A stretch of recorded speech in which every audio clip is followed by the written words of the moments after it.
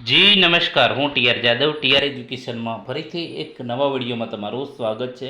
મિત્રો, આ વિડીયોમાં વાત કરીશું રાજ્યની કૃષિ યુનિવર્સિટીઓમાં જુનિયર ક્લાર્કની જાહેરાત આવી છે, તો તેના વિશે આ વિડીયોમાં સંપૂર્ણ ડિટેલમાં માહિતી મેળવીશું. જો મિત્રો ચેનલમાં નવા હોય તો ચેનલને સબસ્ક્રાઈબ કરી લેજો, જેથી કરીને કોઈ પણ નવી ભરતી આવે તો તેનું નોટિફિકેશન સૌથી પહેલાં તમને મળે. તો ચાલો મિત્રો તેના વિશે સ્ટાર્ટ કરીએ.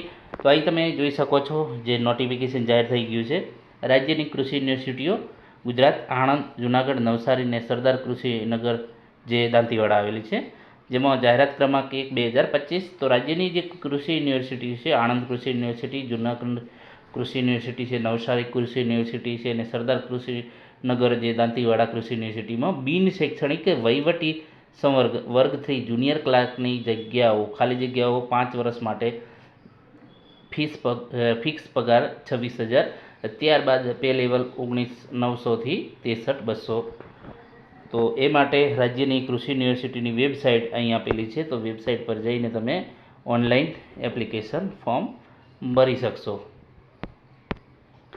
આ માટે ઉમેદવારો રાજ્યની 4 પૈકી કોઈ પણ એક કૃષિ યુનિવર્સિટીની જે વેબસાઇટ આપેલી છે અથવા તો જે અહીં આપેલી છે અલગ અલગ છે દરેક યુનિવર્સિટીની, તો તેના પર તારીખ 15/7/2025થી 11/8/2025 સુધી ઓનલાઈન અરજી કરવાની રહેશે. અરજી કરવા માટેની વિગતવાર સૂચનાઓ સહિત આ સમગ્ર જાહેરાત દરેક ઉમેદવારો પ્રથમ ધ્યાનથી વાંચી લેવી. ઉમેદવારો પોતાની શૈક્ષણિક લાયકાત, ઉંમર, જાતિ તેમજ અન્ય લાયકાતના બધા જ અસલ પ્રમાણપત્રો હાલમાં પોતાની પાસે જ રાખવાના રહેશે અને અરજીપત્રમાં તે પ્રમાણપત્રમાં દર્શાવ્યા મુજબની જરૂરી વિગતો ભરવાની રહેશે. ભરતી પ્રક્રિયા સંબંધીની તમામ સૂચનાઓ જે અહીં આપેલી છે, વેબસાઇટ જે અલગ અલગ 4 આપેલી છે, જે યુનિવર્સિટી પ્રમાણે વેબસાઇટ પર મૂકવામાં આવશે, તેમાં તમારે સમયાંતરે જોવાનું રહેશે.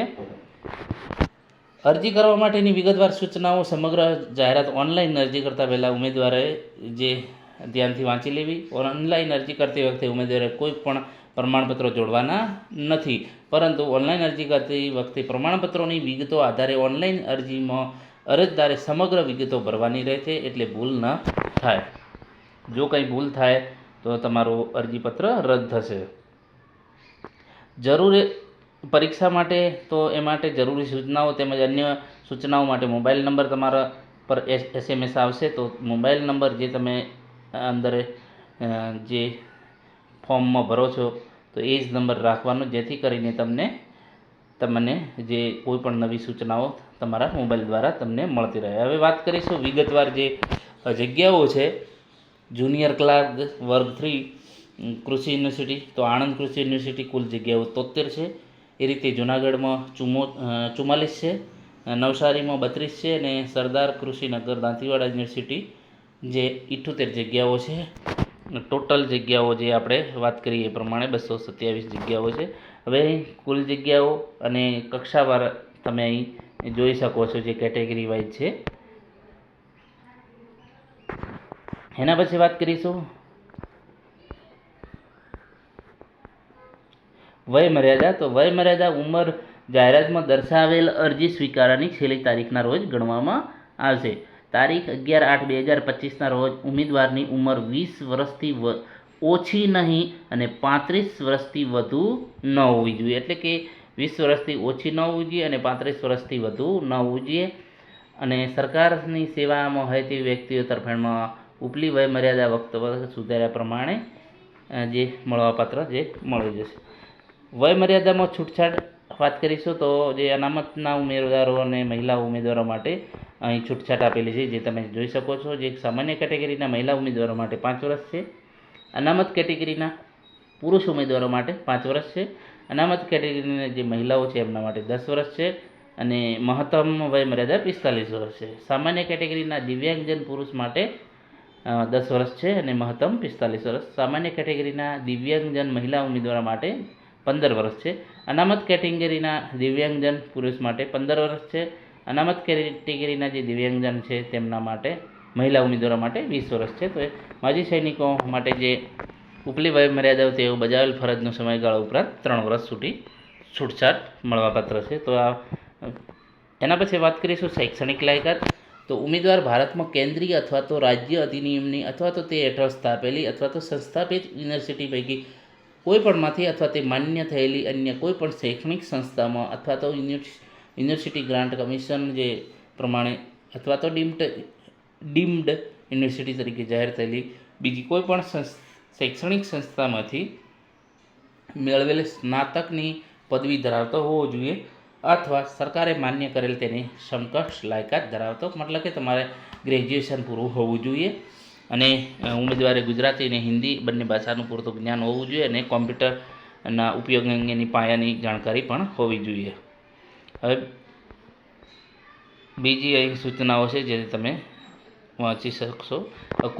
કોમ્પ્યુટરની જાણકારી માટે જે તમારે અહીં તમે જોઈ શકો છો કે જે ગુજરાત સરકારના જે વહીવટી ઠરાવ પ્રમાણે 13/8/2008 તેમજ 18/3/2016ના જે સરકારી ઠરાવ નંબર CRR 10/2007 120/320 G5થી નક્કી કરેલા જે અભ્યાસક્રમ મુજબ કોમ્પ્યુટર અંગેનું બેઝિક નોલેજ ધરાવતા હોવાનું કોઈ પણ તાલીમ સંસ્થાનું પ્રમાણપત્ર માર્કશીટ ધરાવતા હોવો જોઈએ અથવા તો સરકાર માન્ય યુનિવર્સિટી અથવા તો સંસ્થામાં કોમ્પ્યુટર જ્ઞાન અંગેના કોઈ પણ ડિપ્લોમા, ડિગ્રી કે સર્ટિફિકેટ કોર્સ કરેલો હોય તો તેવા પ્રમાણપત્રો અથવા તો ડિગ્રી કે ડિપ્લોમા અભ્યાસક્રમમાં કોમ્પ્યુટર એક વિષય તરીકે હોય તેવું પ્રમાણપત્ર અથવા તો ધોરણ 10માં અથવા તો ધોરણ 12ની પરીક્ષામાં કોમ્પ્યુટર વિષય સાથે પાસ કરેલું હોય તો તેવા પ્રમાણપત્રો ધરાવતા હોવું જોઈએ. તેમજ આ તબક્કે આવું પ્રમાણપત્ર ન ધરાવનાર ઉમેદવાર પણ અરજી કરી શકશે, પરંતુ આવા ઉમેદવારોએ નિમણૂક સત્તાધિકારી કોમ્પ્યુટરની બેઝિક નોલેજની પરીક્ષા પાસ કર્યાનું પ્રમાણપત્ર નિમણૂક પહેલાં અચૂક રજૂ કરવાનું રહેશે. જો નિમણૂક સમયે પ્રમાણપત્ર નહીં રજૂ કરે તો એમને રદ કરવામાં આવશે. તો મિત્રો જેને કોમ્પ્યુટર સર્ટી નથી અથવા તો કોમ્પ્યુટર વિશે કોઈ સર્ટિફિકેટ કે 10મામાં કે 12મામાં નથી તો પણ એ ફોર્મ ભરી શકશે, પરંતુ નિમણૂક સમયે તમારે સર્ટિફિકેટ મેળવી લેવાનું રહેશે. એના પછી વાત કરીશું અરજીની ફી. જે અરજીની ફીમાં બિન અનામત વર્ગના પુરુષ અને મહિલા ઉમેદવારો માટે 1000 અને બેંક ટ્રાન્ઝેક્શન ચાર્જીસ. અનામત જે વર્ગના પુરુષ મહિલાઓ માટે EWS SC ST OBC માટે 250 પ્લસ બેંક ટ્રાન્ઝેક્શન ચાર્જીસ. દિવ્યાંગજન ઉમેદવારો માટે 250 પ્લસ બેંક ટ્રાન્ઝેક્શન ચાર્જીસ. માજી સૈનિકો માટે 0 છે. પરીક્ષા પદ્ધતિની વાત કરીશું તો કૃષિ યુનિવર્સિટી દ્વારા જે નિયત સમય મર્યાદામાં ઓનલાઈન અરજીઓની પ્રાથમિક ચકાસણી અરજી કરેલ છે કે કેમ, અરજી ફી ભરેલ છે કે તે એ પ્રમાણે લાયક ઉમેદવારોને રાજ્ય સરકારના સામાન્ય વહીવટ વિભાગના તારીખ 18/5/2023ના જે જાહેરનામા ક્રમાંક પ્રમાણે અને જાહેરનામા ક્રમાંક જે આપેલા છે એના પ્રમાણે મંજૂર કરવામાં આવેલ પરીક્ષા પદ્ધતિના નિયમો અનુસાર 2 તબક્કામાં પરીક્ષા લેવામાં આવશે, જેમાં પ્રથમ તબક્કો OMR અથવા તો કોમ્પ્યુટર હશે CBRT પદ્ધતિથી, જેમાં syllabus reasoning, quantity aptitude, English, Gujarati total 100 માર્ક્સનું પેપર હશે, જેમાં રિઝનિંગ 40 માર્ક્સનું હશે, ક્વોન્ટિટી એપ્ટિટ્યૂડ જે 30 માર્ક્સનું હશે અને ઇંગ્લિશ અને ગુજરાતી 15 માર્ક્સનું હશે. મુખ્ય પરીક્ષા માટેના ઉમેદવારોને પસંદ કરવા માટે પ્રથમ તબક્કા માટે પ્રાથમિક પરીક્ષા પ્રકારના જે MCQ પ્રકારના ધરાવતી જે ઓપ્ટિકલ માર્ક રીડિંગ જે OMR અથવા તો કોમ્પ્યુટર બેઝ રિસ્પોન્સ ટેસ્ટ જે પદ્ધતિથી લેવામાં આવશે, જેમાં 100 પ્રશ્નો હશે. એક પ્રશ્નના 1 ગુણ હશે, જેમાં 60 મિનિટ સમય હશે. પ્રશ્નના દરેક ખોટા જવાબ દીઠ 0.25 ગુણ નેગેટિવ હશે અને પ્રત્યેક ખાલી છોડેલ જવાબ દીઠ 0.25 ગુણ કાપવામાં આવશે. એક કરતાં વધુ વિકલ્પો દર્શાવ્યા છે અથવા તો ચેક હશે એમાં પણ 0.25 ગુણ કાપવામાં આવશે. દરેક પ્રશ્નના જવાબમાં એક વિકલ્પ આપેલો હશે. જે તમને કોઈ પ્રશ્ન નથી આવડતો તો તમે કરી શકશો. એના પછી જે છે વાત કરીશું કે પ્રાથમિક પરીક્ષામાં લઘુત્તમ. તો મિત્રો પ્રાથમિક જે પરીક્ષા છે સ્ક્રીનિંગ ટેસ્ટ માટે છે, એટલે ફક્ત તમારે બીજી જે એક્ઝામ છે એના માટેનું જ છે. તો પ્રાથમિક પરીક્ષામાં ઉમેદવારે મેળવેલ ગુણને આખરી પસંદગી યાદી માટે ધ્યાનમાં લેવામાં આવશે નહીં. ફક્ત ને ફક્ત જે પ્રથમ પરીક્ષા હશે તમારે ખાલી બીજી પરીક્ષામાં તમને પરીક્ષા આપવા માટે જ ખાલી સ્ક્રીનિંગ ટેસ્ટ હશે. જે તમારે પ્રથમ પરીક્ષા હશે એમાં જે માર્ક્સ હશે તમારે જે મેરિટ બનશે એમાં ગણવામાં આવશે નહીં. પ્રાથમિક પરીક્ષામાં લઘુત્તમ લાયકી ધોરણ જે બિન અનામત શૈક્ષણિક જે ઓબીસી છે એમના માટે 50 ગુણ છે. પછી અનુસૂચિત જનજાતિ, અજા, દિવ્યાંગજન, માજી સૈનિકો માટે 40% છે. એ પ્રમાણે જે બિન અનામત છે, ઓબીસી છે, પછી ઈડબ્લ્યુએસ છે એમના માટે 50 છે, જ્યારે એસસી, એસટી, ઓબીસી, દિવ્યાંગજન, માજી સૈનિક માટે 40 છે. આ પ્રમાણે ઉમેદવારોને બીજા તબક્કાની પરીક્ષામાં બોલાવવામાં આવશે. તબક્કો બીજો છે મુખ્ય પરીક્ષા મેન્સ.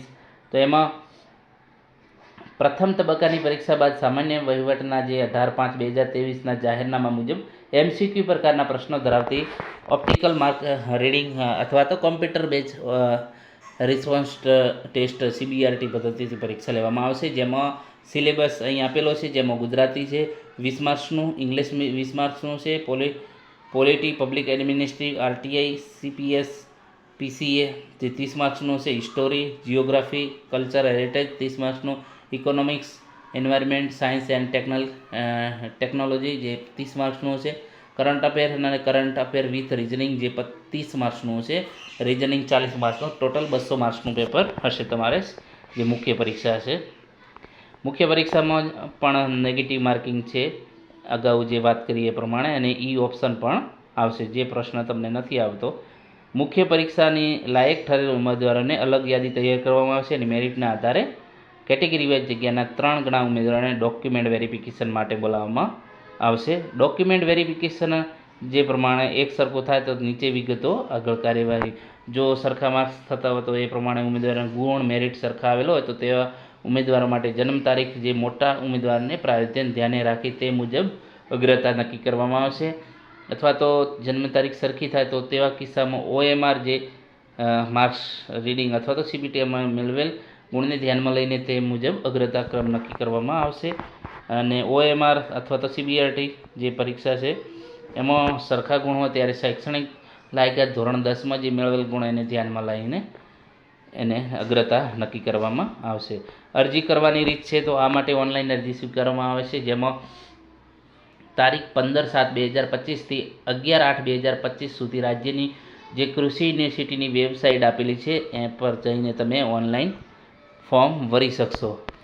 જે માટે ઉમેદવારો ઓનલાઈન ફોર્મ માટે અહીં સૂચનાઓ આપેલી છે એ પ્રમાણે તમે કરી શકશો, જે અહીં તમે જોઈ શકો છો.